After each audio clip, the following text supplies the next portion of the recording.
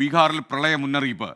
വാൽമീകി നഗർ, ബീർപൂർ ബാരേജുകളിൽ നിന്ന് വെള്ളം തുറന്നുവിട്ടതിനെ തുടർന്നാണ് ഈ പ്രളയ മുന്നറിയിപ്പ് ഈ ഭാഗങ്ങളിൽ വന്നിരിക്കുന്നത്. ബൽറാം നെടുങ്ങാടി വിശദാംശങ്ങൾ നൽകും. ബൽറാം, വിവരങ്ങൾ.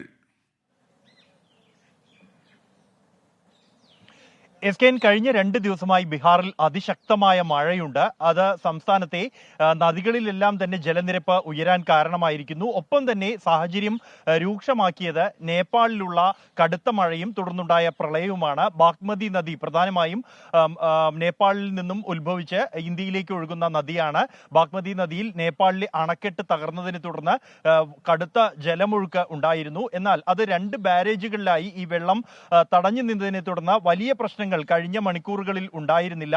എന്നാൽ ഈ ബാരേജുകൾ കൂടി തുറന്നുവിടാനുള്ള ഒരു തീരുമാനം ഉണ്ടായിരിക്കുന്നു. വാൽമീകി നഗർ, ബീർപൂർ ബാരേജുകളാണ് തുറന്നുവിടുന്നത്. ഇതിന്റെ ഒരു പശ്ചാത്തലത്തിലാണ് പ്രളയ മുന്നറിയിപ്പ് നൽകിയിരിക്കുന്നത്. പ്രധാനമായും 3 നദികളുടെ കരകളിൽ വെള്ളം കുതിച്ചുയരാൻ സാധ്യതയുണ്ട് എന്നാണ് മുന്നറിയിപ്പ് നൽകിയിരിക്കുന്നത്.